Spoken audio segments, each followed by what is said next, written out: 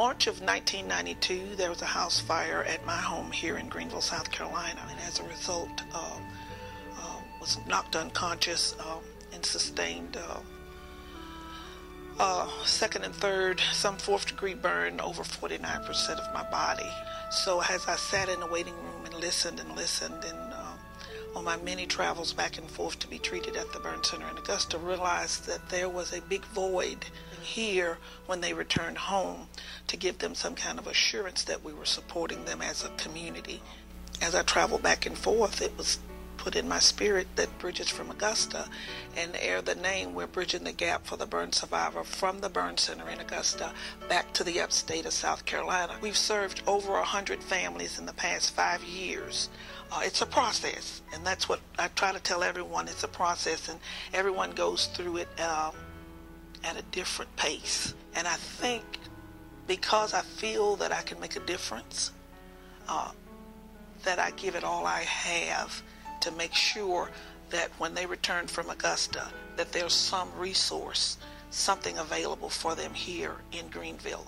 The mission of Bridges, as I see it, and Mrs. Schwartz also sees it, is a program that will give kids an opportunity to outdistance any circumstances that they may have come with or they may have been exposed to. Well, I'm classified as an academic coordinator, but my job is to do whatever needs to be done to make sure Bridges run smoothly. I've seen students come into the Bridges program at the beginning not knowing where they want to go, and not knowing about academics that much, or not knowing whether or not they want to go to college. Some have come in being first-generation college students, or either first-generation high school students. So I just love being around kids. I love being able to put my hands on little things that they've done and being able to look back and say, I knew you 3 years ago. Now look at you. And a lot of the times, if you get into a program and see what is being done, a program like Bridges, and see what the kids go through and see what the outcomes are, then it makes you feel better about giving money toward education or donating toward education and seeing what the outcomes the kids are going to get from it. But I just love kids. I get passionate about talking about education. It just kind of ties me up sometimes because I've seen it both ways. I've seen it when I was in it, and I'm outside looking in and I see it. And so it's different, and if I was young enough and wanted to go back and come through the same situations again, I would, but I would do some things differently, and I would work harder at some things as a whole, not just me individual, but the system as a whole, to improve the system. First plant day was the last week of April 2011, so we just started. I wrote the vision down about 15 years ago on the plane back from our honeymoon. I wrote it down, and I was actually with a neighbor friend of ours, and we were just talking about the explosion of the whole chicken thing. He was like, why don't we just start a whole chicken thing and give them away?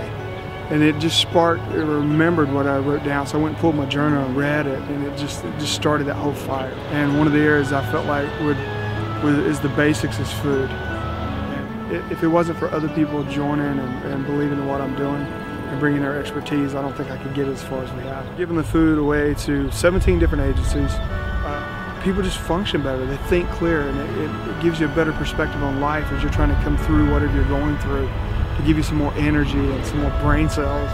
And so it's important for us to try to learn how to do things as much as possible without using chemicals, knowing that I'm helping change a life. That's so important to me. I just want to help people go to their next level, whatever that is for them. But their next level, somebody needs to come along and kind of give them a boost. And I know that I can do that with food. All of us through different parts of our life, we need help from other people.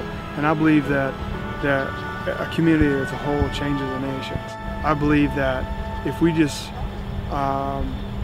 set aside the time, find an organization to connect to, and just go serve those people, because you're actually, whether you know it or not, whether you're out here in our garden and you're just digging a hole, you're really changing somebody's lives. You're giving them a second chance.